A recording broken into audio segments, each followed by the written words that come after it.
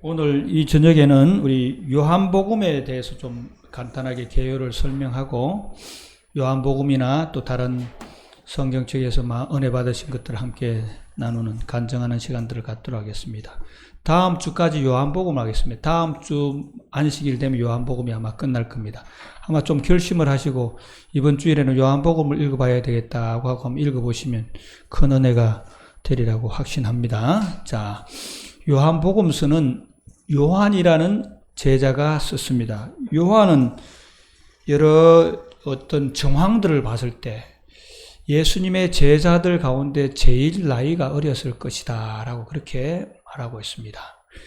그러면서 엘렌 화이트 부인이라든가 또 여러 사람들이 말씀하시기를 요한은 어떠한 사람의 좋지 않은 성품을 다 모아서 한 사람을 만든다면 요한일 것이다 할 정도로 이 성격이 괴팍했고 성급하고 나서기를 좋아하고 남의 허물을 하고 남 찌르고 또 남의 잘못을 이렇게 지적하고 남이 잘 되는 것을 잘 못 보는 또 자기만 잘 돼야 되는 그런 어떤 성격을 가진 사람이다라고 말하고 있습니다. 이렇게 표현해 놨습니다. 오만하고 자신에 찾고 야망과 혈기가 충만하시며 피해를 입을 때는 격분에 떨었고 그는 종종 복수심에 불탔으며 기회가 있을 때 꼭 그것을 잡았다.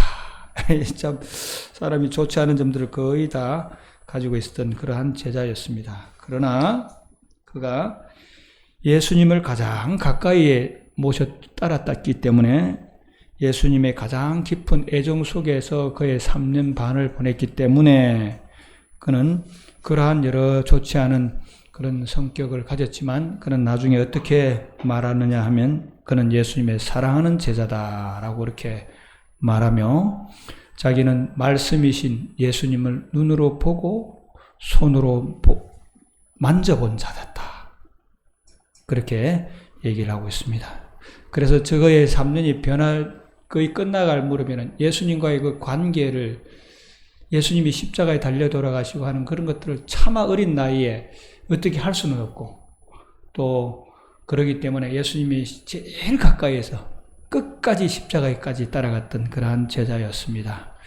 그래서 예수님이 십자가에 달리실 때 유일하게 십자가 밑에서 지켜본 제자는 요한이었고 물론 그 전에 예수님께서 십자가에 끌려가실 때도 그 재판정 안에, 법정 안에 들어갔던 자도 요한이었고, 베드로도 들어갔죠.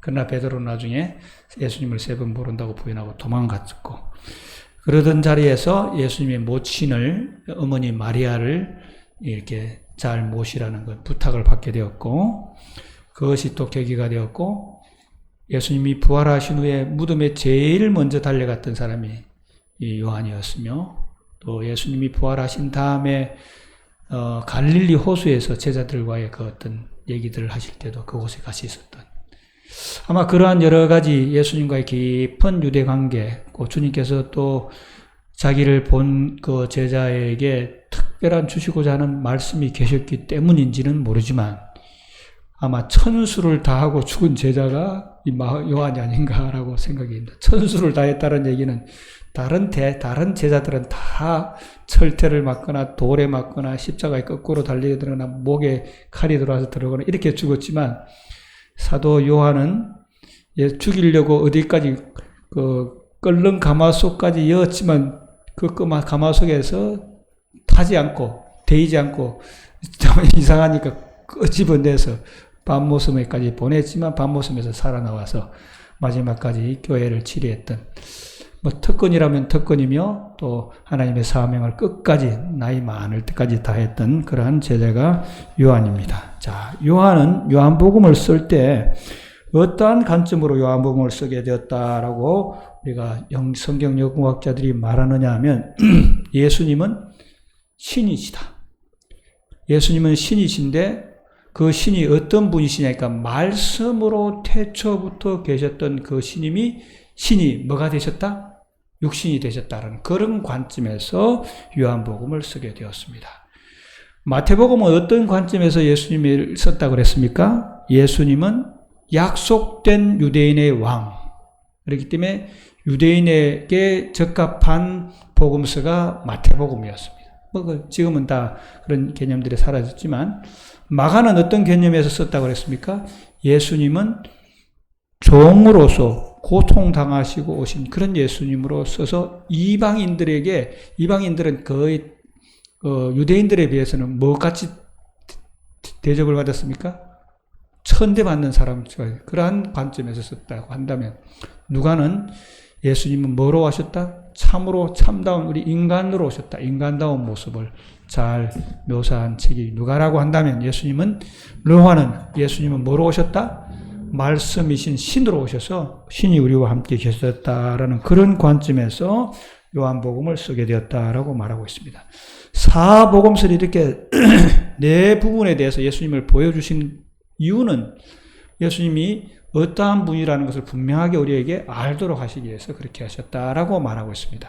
사람들의 모습이 다 다르져요.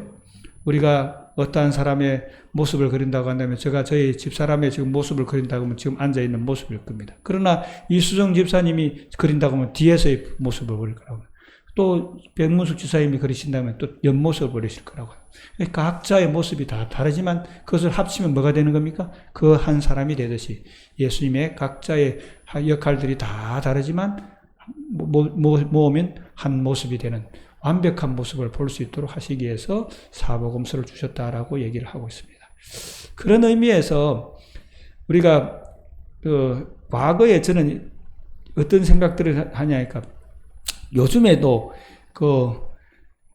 저 화면 글을 보는 것보다 또 요즘에 안경을 끼고 보면 또 좀 달리 보는 입체 영화들이잖아요. 그거 보면 좀 색감이 좀 달라지는 걸 우리가 느낄 수 있습니다. 감흥이 좀 달라집니다. 그렇죠? 뿐만 아니라 제일 쉽게 이해할 수 있는 것은 저희들이 어린 시절에는 경산에서 뭐가 있었느니까 스피커로 노래를 들었습니다. 스피커. 두 집에 하나씩 있어요. 두 집에 하나씩. 옆집하고 같이 썼거든요.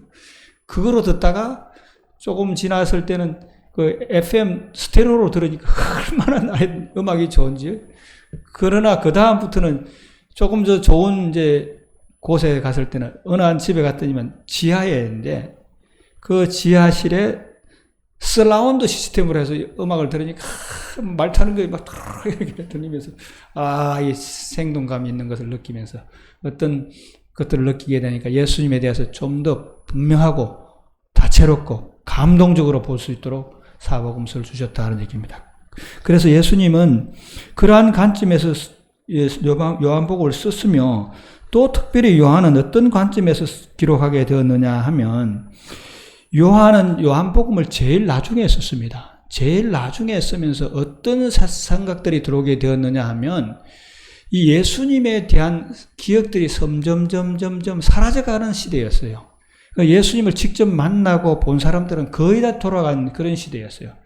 그러나 요한이 생각하기를 예수님은 그 시대만을 위한 인물이 아니고 온 세상을 구원하실 세상 끝까지 계셔야 될 그러한 분이신데 그러한 모습을 좀 그려보고 싶은 마음에서 썼기 때문에 요한복음은 여러 가지 특징들 중에서는 어떤 특징이 있느냐 하면 예수님의 제자를 부르실 때 있어서도 직접 어떤 사람을 부르다기보다는 누구를 통해서 부르는 과정들을 볼 수가 있어요. 그 의미는 어떤 의미냐 하면 복음은 어떻게 된다는 얘기입니까? 예수님을 통해서 직접 듣는 경우도 있지만 그렇지 않은 경우도 있다는 얘기입니다.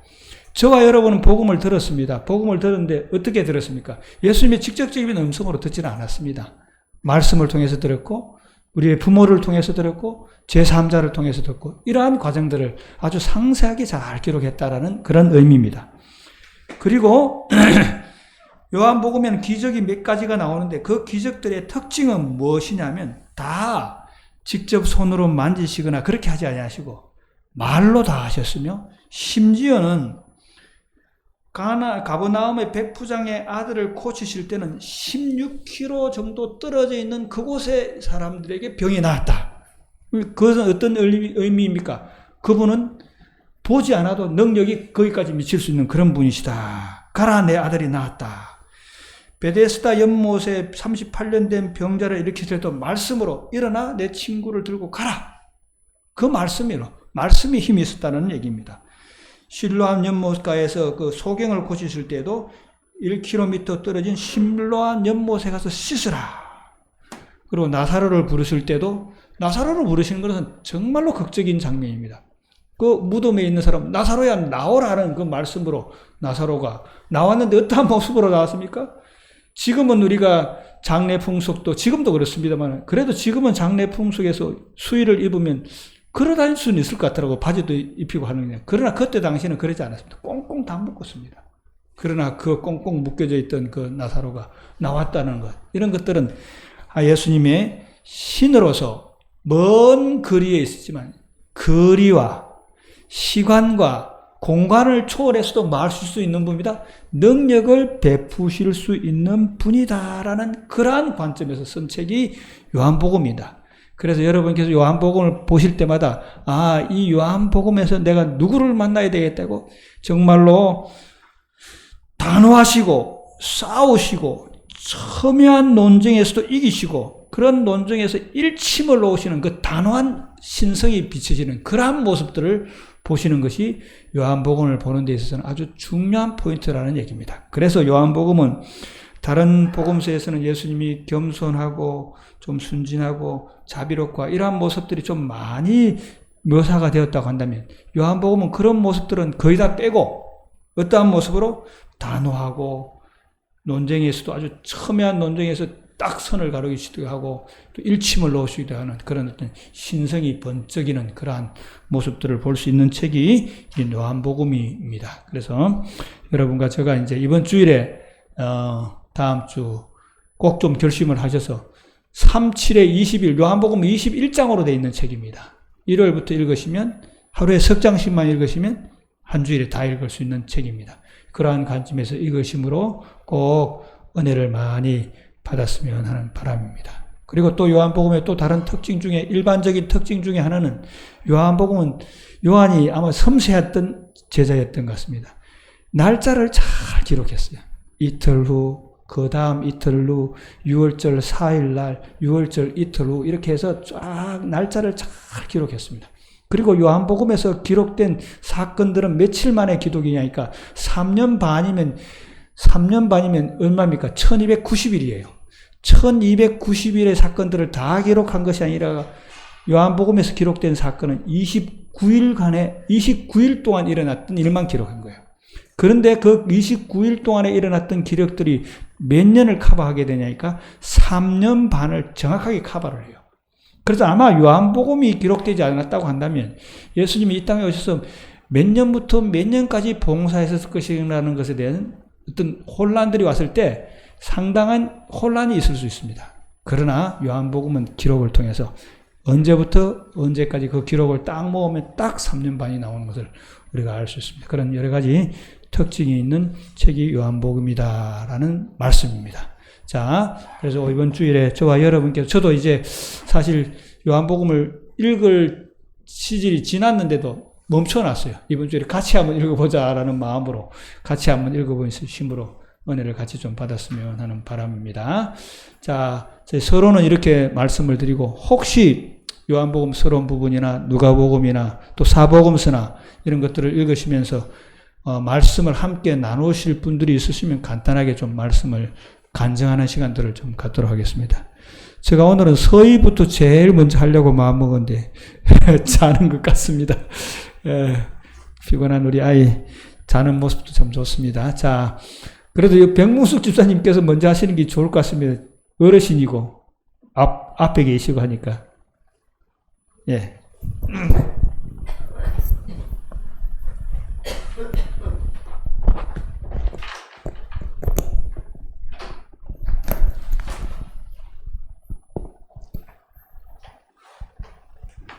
네, 이번 주에 요한복음을 읽었는데 참 정말 은혜를 많이 받았습니다. 어두운 세상에 빛으로 오신 예수님 보게 되었고 요한은 참 정말 사랑받을 만한 제자인 것 같아요. 저기 3장 30절에 보면은 그는 흥하여야 하겠고 나는 쇠하여야 하리라 아니라 이런 말을 할 수 있는 사람은 참 힘들 것 같아요. 다 자기를 나타내려고 그러고 자기가 높아지려고 그러잖아요. 근데 그는 예수님은 흥하여야 하겠고 나는 쇠하여야 하리라, 이런 마음으로 예수님을 전한 것 같아요. 그래서 참 본받아야 되고 정말 겸손한 마음으로 이렇게 예수님을 전했구나 하는 그런 느낌을 받았습니다. 네. 감사합니다. 우리 학생도 뭐 읽었던 말씀 중에 감사할 만한 거 있을까? 네. 성함하고 잠깐 얘기하고. 네, 안녕하세요. 안우혁입니다. 전도사님 친구예요. 제가 이번 주에 우연히 요한복음 4장까지 읽었는데, 네, 좀 감명 깊었던 말씀은 여기 3장 21절, 한 3절 앞에까지부터 계속 읽었었는데, 네, 진리를 따르는 자는 빛으로 오나니 이는 그 행위가 하나님 안에서 행한 것을 나타내려 함이라 였어요. 그 뒤에 나오는 사마리아 여자 얘기도 마찬가지인데, 예수님을 만나는 그 행위를 그 일이 일어난 뒤에 이 사마리아 여인은 어떻게 보면 대인기피증도 심하고 다른 사람들도 거의 피했던 사람인데, 너무나 깊어서 사람들한테 나아가서 어떻게 보면 소리치고 예수를 알렸단 말이죠. 그런 것 같아요. 그냥 성경은 많이 읽고 많이 지식을 쌓아도 기쁘지 않으면은 하나님 안에서 행한 행인가? 그래서 정말 하나님 안에서 이런 말씀들을 읽었을 때 너무 기뻐서 다른 사람들한테 자랑할 만큼 그런 기쁨을 느끼는 게 이 빛에서 다니는 사람들의 일상이 아닌가라는 생각이 들었습니다. 감사합니다.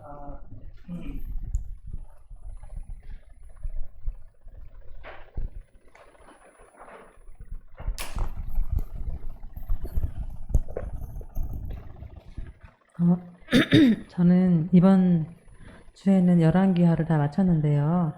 그 중에서 이제 히스기야 왕에 대해서 또 감명받은 것은, 히스기야 왕이 이제 죽을 병에 걸려가지고 죽을 거라고 했을 때 히스기야가 지금까지 하나님을 위해서 어떻게 살았는지를 얘기하면서 이제 살려달라고 했을 때 하나님께서 15년간을 더 연장을 시켜주셨잖아요. 근데 그러고 나서 바벨론에서 사신들이 왔을 때 히스기야가 하나님께 영광을 돌리기보다는 자기를 높이기 위해서 예루살렘에 있는 모든 것들을 다 보여주어서 이제 그것으로 말미암아 거기 말씀에 보면은 이제 예루살렘에 있는 모든 것들이 바벨론으로 옮겨갈 것이라는 그런 예언의 말씀을 듣게 되었는데, 저는 이 말씀을 읽으면서 만약에 히스기야가, 저는 지금까지 그렇게 생각했어요. 히스기야가 만약에 이 예루살렘에 있는 것들을 보여주지 않았다면은 유다 나라가 멸망하지 않았을까, 이렇게 생각을 했었는데, 제가 이번에는 읽으면서 그렇지는 않았을 거라는 생각이 들더라고요. 히스기야의 생전에는 히스기야가 하나님을 위해서 온전하게 하나님의 말씀대로 살아서 선하게 통치를 하였기 때문에 평화로울 수가 있었고, 이제 그 나라가 이어질 수 있었겠지만, 그 다음 왕인 므낫세 왕이 굉장히 오랫동안 악하게 통치를 했고, 또 그 후에도 이제 요시야 왕을 뺀 나머지들이 다 그렇게 악한 통치를 했기 때문에 결국은 멸망당할 수밖에 없었을 거라는 생각이 들더라고요. 그래서 그 전에는 히스기야가 좀 원망스러운 마음이 있었는데, 이번에는 이제 그런 마음이 사라졌지만, 히스기야가 그런 잘못을 했던 거에 대해서 제가 선지자 왕의 말씀을 보니까 거기 하나님께서 그 일을 허락하신 거는 히스기야를 연단하시기 위해서 한 시험이라고 주신 시험이라고 말씀을 하시더라고요.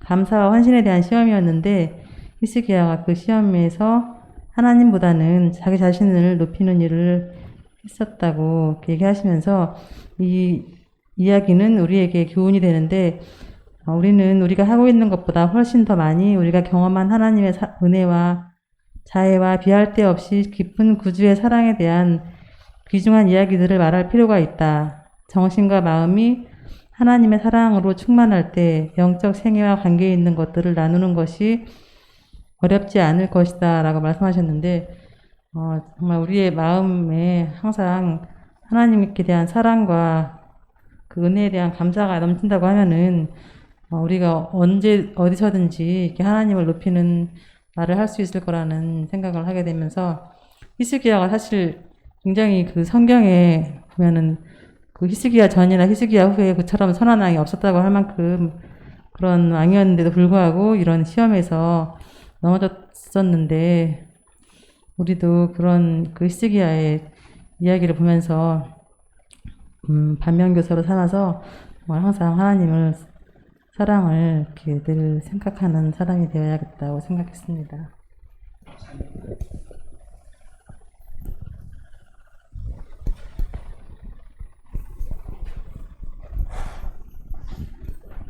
이건희 회장이 돌아가셨더라고요.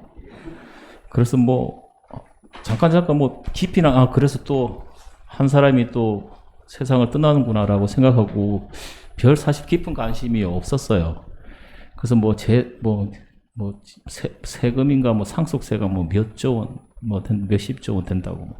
그래서 그냥 그런갑도 하고 이제 돈 있는 사람들 얘기인갑도 하고 지나가던 중에 친구들 밴드에서 이건희 회장이 죽기 그러니까 아프기 바로 전에 아프고 나서 아마 했던 그런 말들을 이렇게 적어 보내줬더라고요.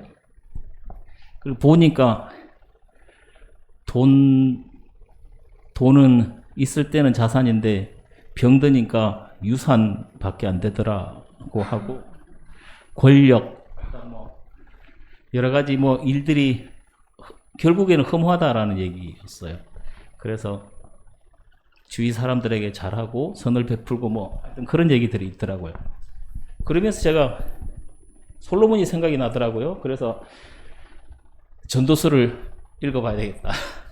이건희 회장이 그렇게 얘기했는데 성경하고 한번 맞춰서 한번 생각해야 되겠다 싶어서 전도서를 끝까지 읽었는데 잘 아시다시피 헛되다라고 시작해서 제일 마지막 12장 마지막에 가서는 하나님을 잘 믿는 것이 급한 것밖에 없다라고 결론이 나는데 그 전도서 읽으면서 제일 기억에 났던 게 전도서 9장 9절에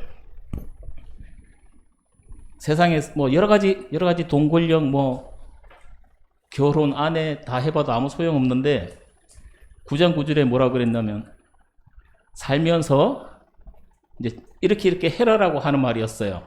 그래서 아내에게 잘해라. 너의 노력으로 얻은 가정인데 잘하라 그러더라고요. 그래서 잘해야 되겠다. 그게 행복한 삶을 사는 거다라고 이제 솔로몬은 얘기를 해줬어요. 그래서 그래야 되겠다라고 생각을 하고 잘해야지 하고 이제 결심을 한번 하게 되는 계기가 됐는데 신앙하면서 살다 보니까 그 결심을 하고 또 한 3일인가 며칠 지났는데 또 잘 안 하게 되는 것도 있더라고요. 또 서로 부딪히는 것도 있고. 그래서 그러면 정말로 계속 마지막 노년 죽을 때까지 이 행복한 가정을 부부 관계를 유지하면서 사는 건 뭔가라고 결론을 내린 게 솔로몬이 마지막에 그랬듯이 하나님을 잘 경외하는 것이다 라고 그랬거든요. 그래서 내가 하나님을 잘 경외하는 그런 믿음의 사람이 될 때 가능하지 않겠나라는 생각을 하게 됐습니다.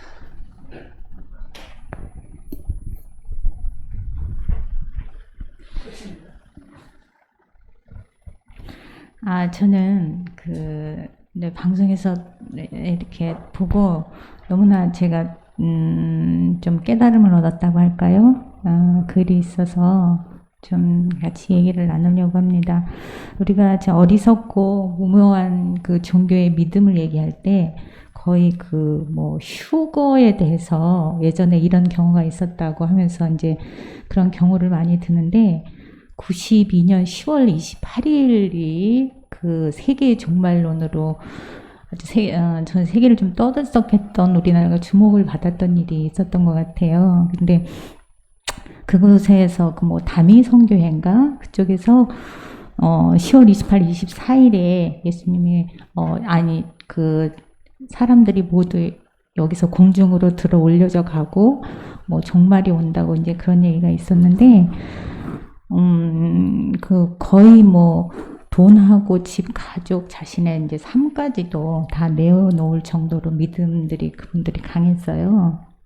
근데 뭐 이렇게 예를 잠깐 들자면 그 어렵게 가진 아기가 있었는데 휴거가 오면 자기 몸이 무거워져서 못 올라가기 때문에 그 낙태를까지 하고 또 뭐 전교에서 1등은 한 자녀였는데 그 성교에 들어가서 집에 아예 안 들어오고 뭐 거의 가족들이 다 뿔뿔이 흩어지고 뭐 여러 경우가 많았어요. 근데 그 방송에서 그 패널들이 마지막에 왜 우리가 이 종말이나 휴거에 대해서 사람들이 관심을 가질까요?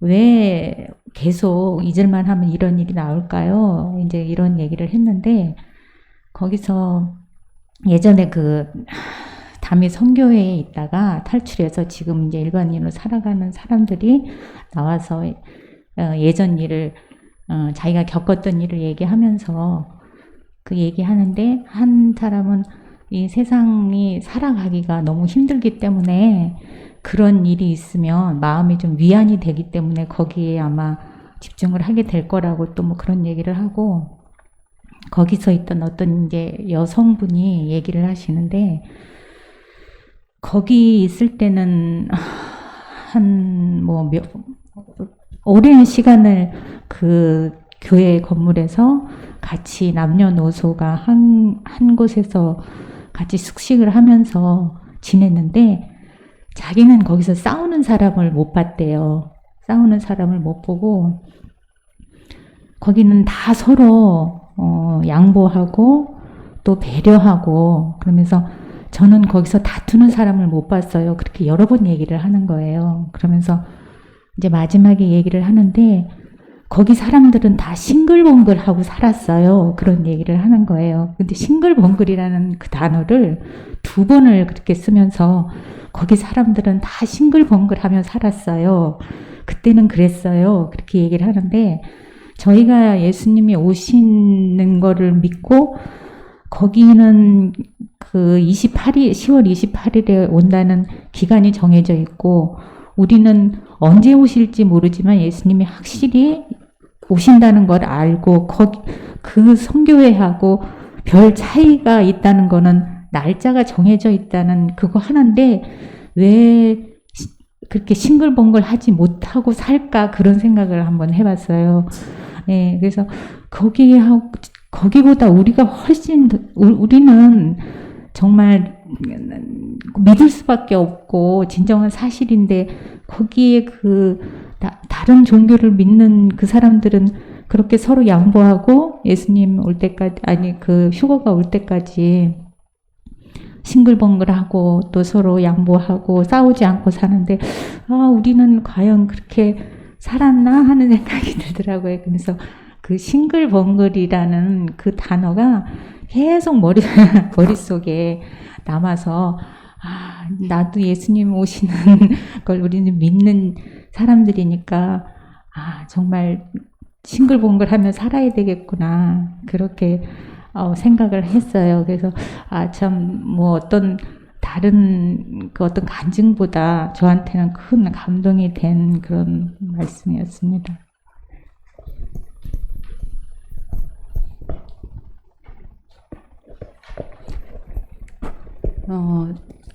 이제 재봉교실에서 제가 주로 좀 많이 내려가 있죠. 근데 이제 여름에 바지를 꽤 많이 만들었었거든요. 근데 이제 4cm짜리 고무밴드가 제가 이제 얻어다 놓은 게 한 롤이 있었고 또 한 3m 정도는 저희가 회비로 걷어서 쓰고 남은 밴드가 있었어요. 그래서 마음 가운데 기왕이면은 깨끗한 걸 먼저 쓰자 하고 이제 그거를 썼어요. 근데 이제 우리가 지금 바지를 만들고 선생님이 이제 새로운 이제 바지 패턴을 가르쳐 주셔서 바지를 만드는데 4cm짜리 밴드가 필요한 거예요. 근데 회원 중에 한 분이 절더러 하는 말이, 선생님 그 고무줄 어디 있어요? 딱 그러는 순간 가슴이 철렁했어요. 아, 제가 항로를 갖다 놓은 것도 있는, 좀 색깔이 좀 이렇게 낡았지만은 쓸만한데 그거 있는데 그랬더니, 아니 그거 말고 새 거 그러는데 막 뭐라고 말할 수도 없고, 저 그 2.5였나? 그러니까 에이 그럼 안 되겠네? 이제 그분이 그러셨어요. 근데 그게 마음이 되게 미안한 마음이 들더라고요. 사다라도 놔야 되겠다 라는 생각이 있었고, 오늘 아침에 말씀을 보는데 여리고성을, 여호수아와 그 백성들이 여리고성을 함락하러 갈 때 하나님께서 뭐라고 말씀을 하셨냐면은, 거기에 있는 금, 은, 동, 철 기구를 하나도 취하지 말고 하나님은 곳간에다 드리라고 했어요.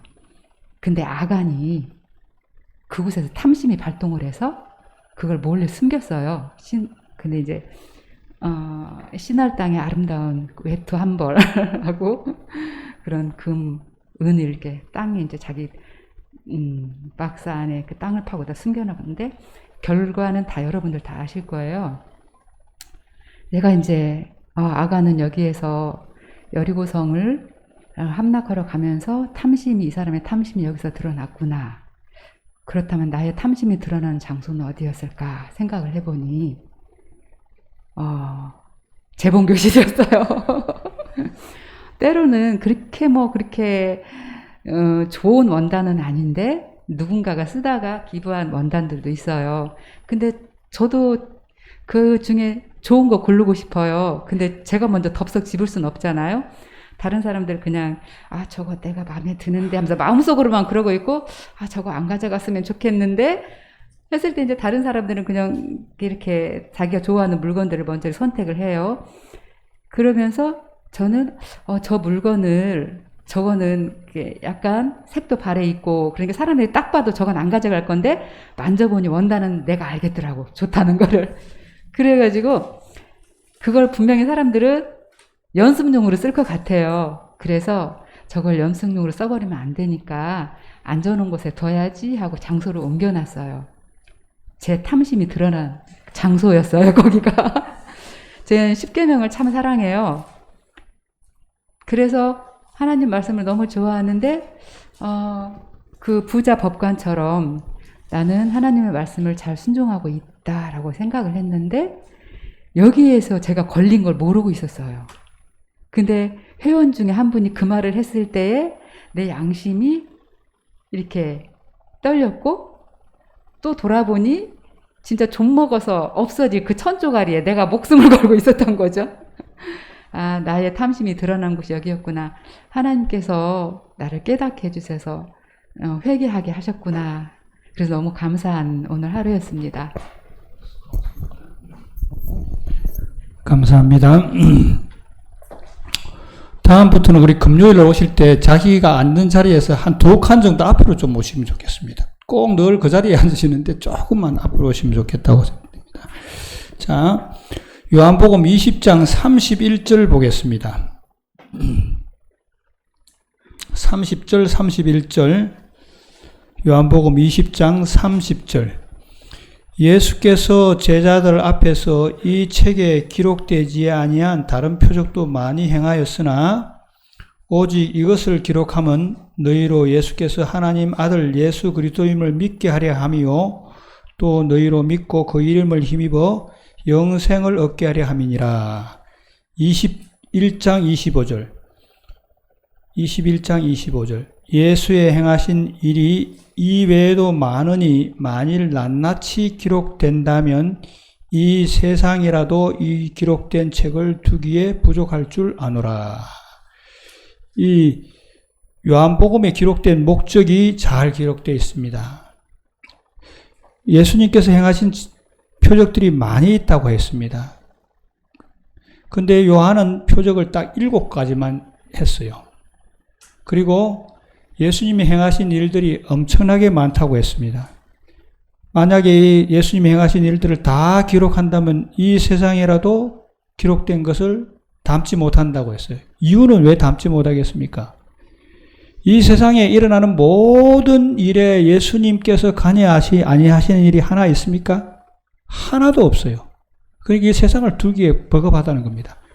그러나 예수님께서 3년 반 동안 계시면서 꼭 이것만 기록한 것은 조금 전에도 제가 말씀했습니다만 3년 반 동안 공생의 기간이 1260일인데 29일의 일 중에서 사건 한두 가지만 기록한 겁니다. 이것만 기록한 이유는 뭘 하시기 위해서 그렇게 했다는 얘기입니까? 이 성경 말씀을 읽고 이 말씀을 읽고 뭐 하더라고? 영생 얻고 생명 얻도록 하기 위해서 이 말씀을 기록했다라는 말씀이에요. 그래서 저와 여러분께서 요한복음을 읽으심으로 뭐를 얻는 영생, 생명을 얻게 되시는 우리 성도님들이 되시기를 바랍니다.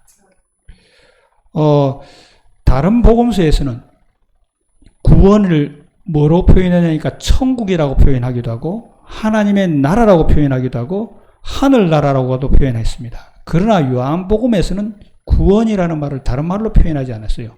생명, 영생으로 표현된 책입니다.